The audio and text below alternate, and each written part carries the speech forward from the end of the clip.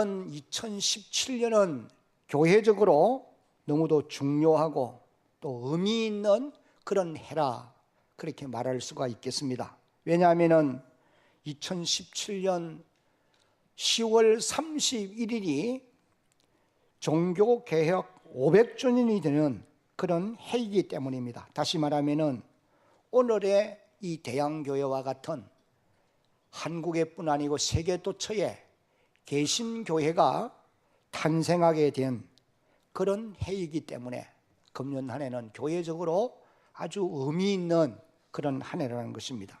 그래서 우리 교단사나 모든 교회들은 대부분이 이 종교개혁의 정신을 계승해 가기 위해서 금년에 교회 표를 오직 말씀 위에 교회를 세워 새롭게 하자, 교회를 세우자, 새롭게 하자, 그 다음에 뭐예요? 부흥시키자. 그런 주제로 이제 이 한 해 동안에 말씀 위에 교회를 세우기 위해서 노력을 해가게 될 것입니다. 교회 표를 앞에 이제 붙어 있으니까 큰 소리로 한번 읽겠습니다. 오직 시작. 오직 말씀 위에 교회를 세우자, 새롭게 하자, 부흥시키자. 다른 말로는 성장시키자. 그렇게 이제 표를 정했습니다. 기독교 2000년 역사를 뒤돌아보면은 주후 313년까지는 교회가 핍박 속에서도 바른 부흥의 역사를 경험하게 되었습니다. 그러나 이제 313년에 로마의 콘스탄틴 황제가 기독교를 로마 국교로 선포를 하므로 수많은 사람들이 교회 안으로 몰려오게 되어진 것입니다. 그때부터 신앙의 자유는 이제 주어졌지만은 교회는 점점 세속의 길로 걸어가기를 시작을 했습니다. 그래서 드디어 500년부터 서기 1500년까지 약 1000년 동안은 로마 교회는 성경 말씀에서 떠나 교황 중심의 교회가 되어지게 된 것입니다. 그래서 그런 시대를 흑암의 시대라, 다시 말하면 비성경적인 교회의 시대라, 그렇게 이제 표현을 하는 것입니다.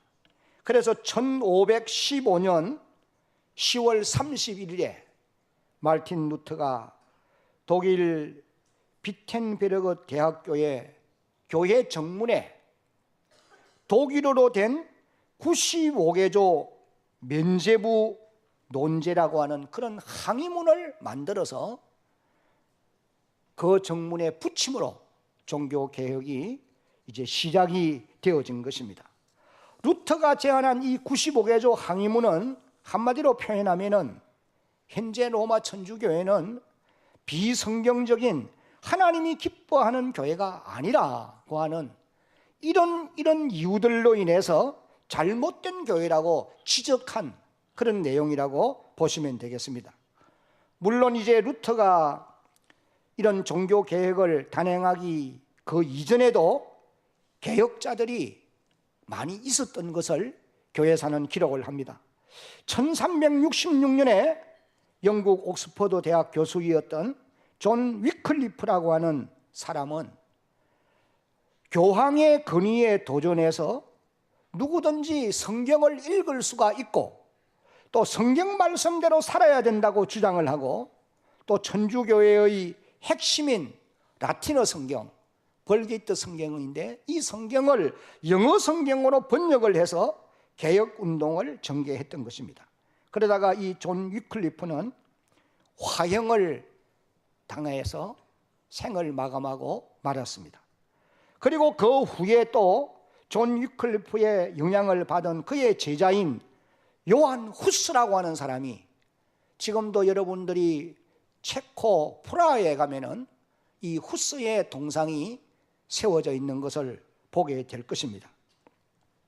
이 후스는 천주교회의 면죄부 판매에 대한 비판과 교회의 진정한 머리는 교황이 아니고 예수 그리스도가 교회의 머리 되시는 분이라고 강조를 하고 성경만이 교회의 유일한 법칙이라고 주장해서 개혁운동을 전개했던 그런 사람이었습니다. 그러다가 이 사람도 역시 화형을 당해서 생을 마감하게 되어졌습니다.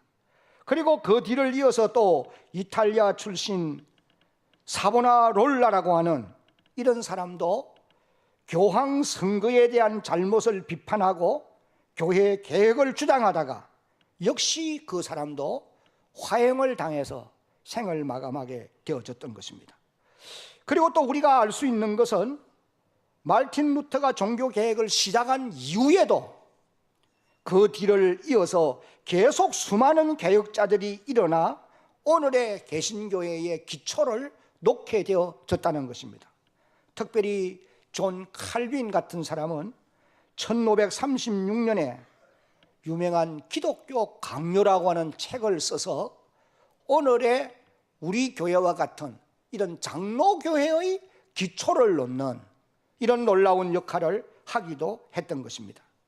여러분, 그러면 앞에서 말씀드린 이런 종교 개혁자들이 당시 로마 교회를 향하여서 목숨을 걸고 항의한 그리고 주장한 내용이 구체적으로 어떤 것들이었느냐, 그것을 5대 솔라라고 하는 말로 표현을 합니다.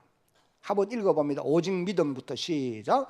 오직 믿음, 오직 성경, 오직 은혜, 오직 그리스도, 오직 하나님께 영광. 그러니까 오직 믿음으로 구원을 받게 되어 있다. 빌라도의 계단을 기어 올라가고 내려가면서 참회의 회개를 해야 구원받는 것이 아니고 오직 그리스도 예수를 믿음으로 구원을 받는다. 그러면은 오직 하나님의 말씀, 성경으로 돌아가야 된다. 오직 은혜, 오직 그리스도, 오직 하나님께만 영광, 교황이 영광을 받을 수가 없다는 거예요. 그 당시나 지금도 마찬가지입니다만은 천주교회는 교황의 권위와 성경의 권위를 동일시합니다. 그래서 성경을 해석할 수 있는 권위 교황에게 있고 성경 외에도 교황이 주장하면은 그것이 하나님의 말씀과 같은 역할을 하게 되어 있다는 거예요. 그런데 이런 이제 주장들을 가지고 종교 개혁자들이 오늘의 개신교를 세우게 되어진 것입니다. 그런데 이 종교 개혁자들이 이런 주장들을 다 하지만은 특별히 오직 성경에 초점을 맞추어서 그들은 성경 원문을 자국어로 번역을 하고 성경 강해서를 만들어 강해를 하고 그러면은 하나님의 말씀인 성경을 바르게 가르쳤던 것입니다. 그렇게 해서 오늘의 개신교회를 세우게 되어진 것입니다. 여러분, 그러므로 오늘 우리 개신교회 성도들도 개혁자들이 주장했던 것과 같이 우리 신앙에 있어서 가장 중요한 오직 성경으로 돌아가는 이와 같은 삶이 우리에게도 따라야 하는 것입니다. 지금 우리가 살고 있는 이 시대에는 교회 밖에 있는 사람들도 또 교회 안에 들어와 있는 사람들도 하나같이 말하기를 한국교회는 지난날 종교개혁 시대와 같이 개혁되어야 할 부분이 많이 있다, 그렇게 주장을 하고 있습니다. 물론 여러분, 개혁교회는 계속해서 개혁되어져 가야 돼요. 고쳐져 가야 돼요. 바르게 되어져 가야 된다는 말입니다. 그러나 어떤 부분을 고쳐가야 할 것인지 그것은 성경의 가르침을 통해서만 가능하다는 것을 우리가 기억해야 합니다. 일반 상식을 가지고 자기 생각대로 고쳐야 한다고 주장해서는 결코 안 되는 것입니다. 교회 안에 어떤 사람들도 보면은 교회가 왜 이래 그렇게 말하는데 그건 자기 생각이 일반 상식을 가지고 말하는 겁니다. 교회가 교회다운 것은 하나님의 말씀이 시행되어지면은 그 교회가 교회다운 교회고 하나님이 기뻐하는 교회인 줄로 믿으시기를 바랍니다. 왜냐하면 성경만이 우리의 삶의 표준이 되고 또 또 교회와 우리 인생의 이정표가 되어지기 때문인 것입니다. 그래서 칼빈 같은 사람은 이런 말을 했어요. 칼빈의 말을 한번 읽어봅니다. 성경이 시작. 성경이 가라 하는 데까지 가고 성경이 서라 하는 곳에 서라. 이것이 장로교의 기초를 놓았던 칼빈이 주장한 말이, 성경이 가라고 하는 까지는 가야 되고 서라고 하면 그곳에 멈춰 서야 되지 넘어가면 안 된다는 거예요. 하나님의 말씀인 성경이 하라고 하면은 우리는 순종해야 되고, 하지 말라고 하면은 하지 말아야 하는 것입니다. 자기 생각대로 말하고 행동하는 것은 비성경적이라는 거예요. 여러분, 성경이 기도를 쉬지 말고 기도하라고 했으면 기도하려고 노력하는 여러분들이 되셔야 합니다. 하나님의 말씀을 주야로 묵상하라고 그랬으면 하나님의 말씀을 읽고 듣고 배우는 일에 열심을 다해야 돼. 때를 얻든지 못 얻든지 복음 전하기를 힘쓰라고 그랬으면 그 일에 힘을 쓰는 것이 성경대로 살아가는 길을 노력하는 사람이, 서로 사랑하고 불쌍히 여기며 용서하라고 했으면 그렇게 하려고 발부동을 쳐야 된다고 말이에요. 자기의 연약성만 말하고 있으면 그건 아닌 거예요. 주의를 거룩하게 지키라고 했으면 그렇게 지켜보려고 노력해가는 이런 하나님의 사람들이 되어야 되는 것입니다. 여러분, 성경이 없이는 우리가 하나님을 알 수 없습니다. 예수 그리스도의 구속사건도 알 수가 없으며 믿음도 은혜도 받을 수 없는 겁니다. 그렇게 되어지면 우리는 천국 백성이 될 수 없습니다.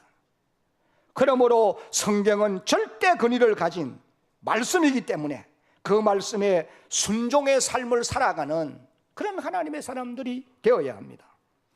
우리가 마태복음 26장을 읽어보면 예수님이 저 겟세마네 동산에서 죽음을 앞에 두고 성경의 권위를 인정하는, 성경의 권위에 복종해서 자기가 십자가의 죽음의 자리로 나아가는 그런 모습을 우리에게 보여주고 있어요. 군중이 예수님을 잡으려고 할 때에 제자인 베드로가 칼을 뽑아서 제사장의 종인 말고의 길을 베어버립니다. 그때 주님이 이렇게 말씀하세요. 베드로에게 칼을 네 집에 꽂으라고 말씀하며 책망하면서 이렇게 말씀하십니다. 마태복음 26장 52절로 54절에 한번 같이 읽어봅니다. 시작. 이에 예수께서 이르시되 네 칼을 도로 칼집에 꽂으라. 칼을 가지는 자는 다 칼로 망하느니라. 너는 내가 내 아버지께 구하여 지금 12군단 더 되는 천사를 보내시게 할 수 없는 줄로 아느냐. 내가 만일 그렇게 하면 이런 일이 있으리라 한 성경이 어떻게 이루어지겠느냐 하시더라.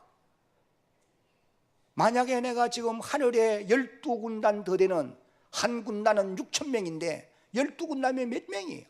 그 많은 천사를 불러와서 이들을 다 물리칠 수 없는 줄로 생각하느냐? 얼마든지 할 수 있다는 거예요. 그러나 내가 만약에 그렇게 하면 내가 이 땅에 와서 십자가에 죽고 피 흘려 죽고 그 죄로 사람을 구원하리라고 기록된 하나님의 말씀인 성경이 어떻게 성취가 되겠느냐? 그러므로 나는 하나님의 말씀의 권위에 순종하여 이들에게 잡혀가야 되고 십자가에 죽어야 된다는 거예요. 주님이 성경의 권위를 인정하는 모습입니다. 여러분, 고린도전서 15장 3절과 4절에도 보면은 내가 받은 것을 먼저 너희에게 전하였노니 이는 무엇대로? 성경대로 그리스도가 우리 죄를 위하여 죽으시고, 4절에 보면은 다 같이 읽습니다. 시작. 장사 지낸 바 되었다가 성경대로 사흘 만에 다시 살아나사. 예수님은 성경대로 죽으시고 성경대로 살아나셨다. 성경의 권위를 절대적으로 인정하는 이와 같은 모습을 우리에게 보여주고 있는 것입니다. 사랑하는 성도 여러분, 그러므로 오늘 우리 성도들도 성경의 절대적인 권위를 인정하고 그 말씀의 앞에, 그 말씀의 권위 앞에 무조건 복종하는 믿음의 사람들이 되어야 할 줄로 믿습니다. 이것이 올바른 그리스도인들의 모습이라고 말할 수 있어요. 여러분, 그러면은 왜 오직 말씀 위에 교회를 세워야 되느냐? 그 이유는 오늘 우리가 읽은 이 본문 말씀을 통해서 몇 가지를 우리가 살펴볼 수 있습니다. 첫째는 다 같이 읽습니다. 시작. 성경 말씀 안에 구원에 이르는 지혜가 있기 때문입니다. 15절 말씀을 보니까 또 어려서부터 성경을 알았나니 성경은 능히 너로 하여금 그리스도 예수 안에 있는 믿음으로 말미암아, 그 다음에 같이 읽습니다. 시작. 구원에 이르는 지혜가 있게 하느니라. 사람이 받아야 할 복이 많이 있지만은 그 중에 가장 크고 가장 중요한 복은 구원받는 것인 줄로 믿어야 합니다. 여러분, 디모데전서 2장 4절을 읽어보니까 바울이 이렇게 주장했어요. 하나님은 모든 사람이 구원을 받으며 진리를 아는데 이르기를 하나님이 원하신다. 구원의 복을 받는 것보다 더 중요한 것이 없다는 표현의 말씀인 것입니다. 사람이 구원을 받는다고 하는 말은 예수님을 믿어 죄사함을 받고 하나님의 자녀가 되어 천국에 들어가는 이런 복을 누리는 것을 말하는 것입니다. 그러나 우리가 구원받지 못하면 이 땅에 사는 날 동안도 세상 풍속을 따라 살아가게 되어 있고 사단 마귀를 섬기며 살게 되어 있으며, 그리고 하나님을 알지 못할 뿐 아니라 인간의 소욕대로 살다가 마지막에는 영원한 지옥 백성이 될 수밖에 없는 것입니다. 구원받지 못한 사람보다도 더 불쌍한 사람은 이 땅에 있을 수가 없어요. 여러분, 누가복음 16장에 나오는 부자와 나사로의 얘기를 그냥 농담으로 여기면 안 됩니다. 예수님이 쓸데없는 농담하시는 분은 아니에요, 여러분. 실제로 부자가 있었고 그 집 대문 밖에서 헌대를 긁으면서 부스러기 나오는 거 얻어먹고 사는 나사로가 있었다 그 말이. 부자는 하나님을 알지 못해요. 구원받지 못했습니다. 호의하며 연락하며 살았지만은 그것도 따옹의 인생 그러면 잠깐입니다. 여러분, 인생 70이 긴 것 같습니까? 그렇게 길지 않아요. 나는 아직도 젊었다고 생각하는 분들 계세요? 연세 많은 어른들을 무시하면 안 됩니다. 무조건 골수 보수라고 너무 그렇게 지탄하면 안 돼요. 젊은 세대들이 인생 경험을 가진 사람들에게 물어야 돼요. 신명기 33장을 보세요. 어른들에게 물으라, 앞서간 선조들에게 물으라, 너희들에게 바른 길을 가르쳐 줄 것이다. 역사를 알지 못하면 잘못된 길로 갈 수 있습니다. 나는 오늘 이 시대 젊은이들이 기성세대요, 연세가 든 어른들을 너무 업신여기고 천시하는, 여러분, 이것이 결코 바른 길이 아니에요. 인생의 연륜을 가진 사람들의 말을 들을 수 있어야 돼요.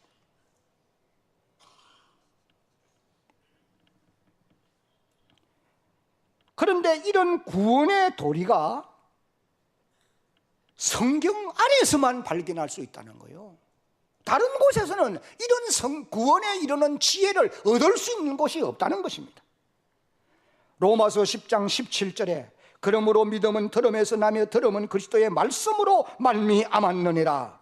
그러므로 모든 성도들은 성경 말씀을 읽고 듣고 배우는 일에 힘을 써서 구원에 이르는 지혜를 더 깊이 알아갈 수 있고 구원의 큰 확신을 가지고 살아갈 수 있는 이런 주의 백성들이 되어야 할 줄로 믿습니다.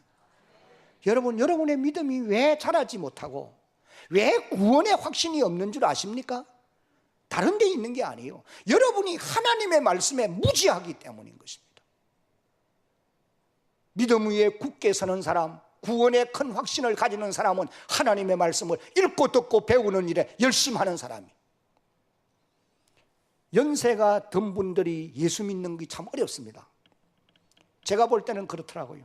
그래서 연세 많은 어른들에게 전도를 하면은 실컷 다 듣고는 나중에 하는 말씀이 나는 가는 대로 그만 갈란다.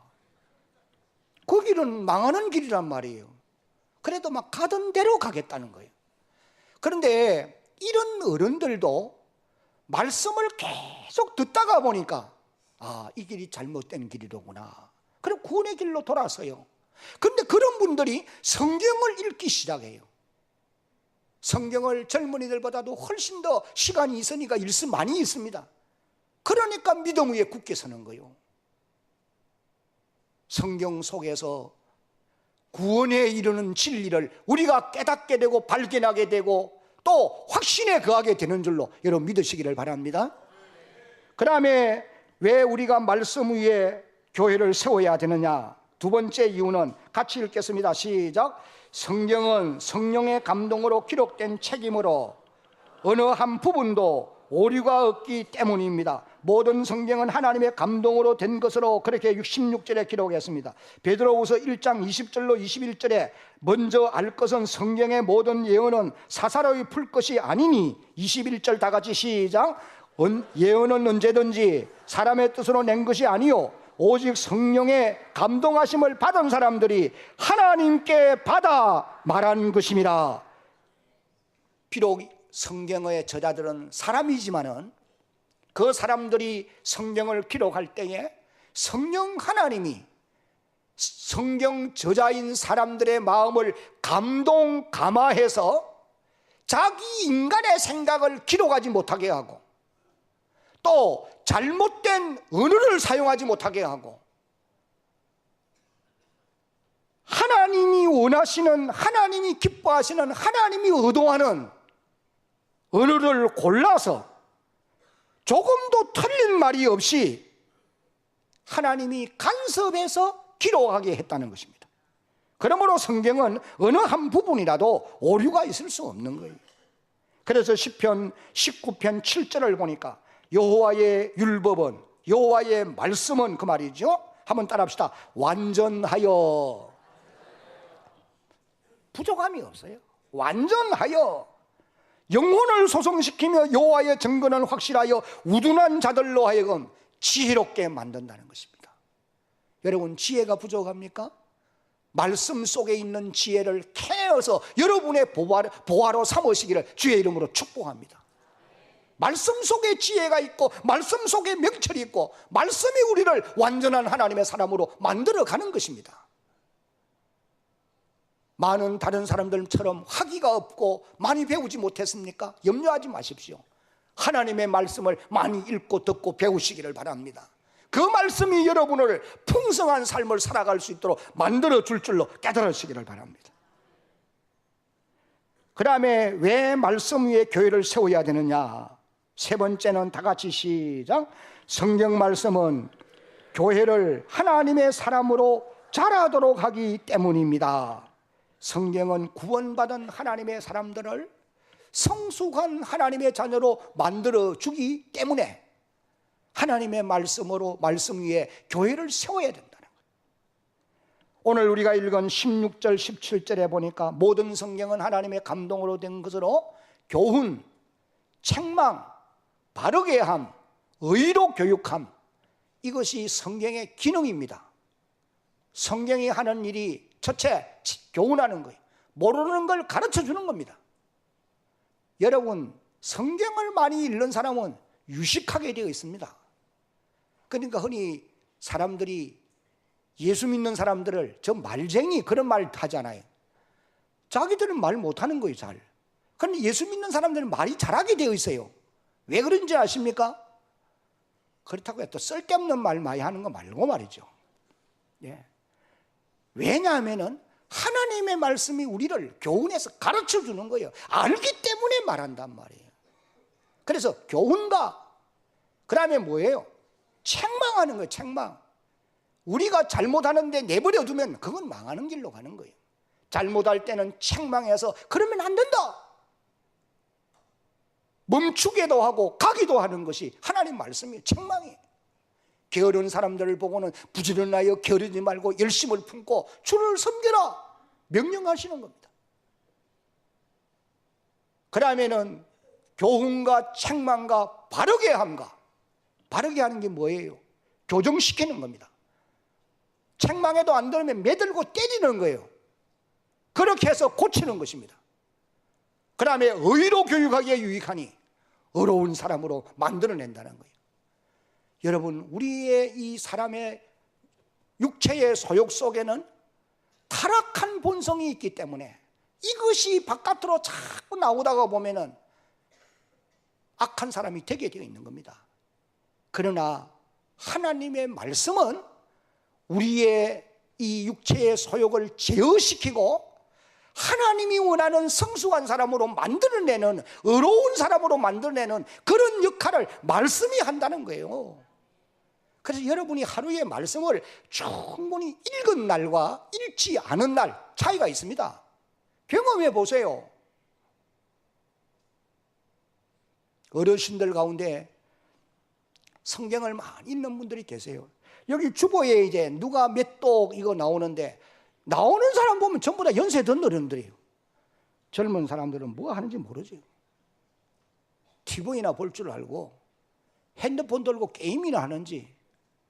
여러분, 그거 별 이유가 없어요. 하나님의 말씀이 우리를 교훈하고 책망하고 바르게 하고 의로 교육하기에 유익합니다.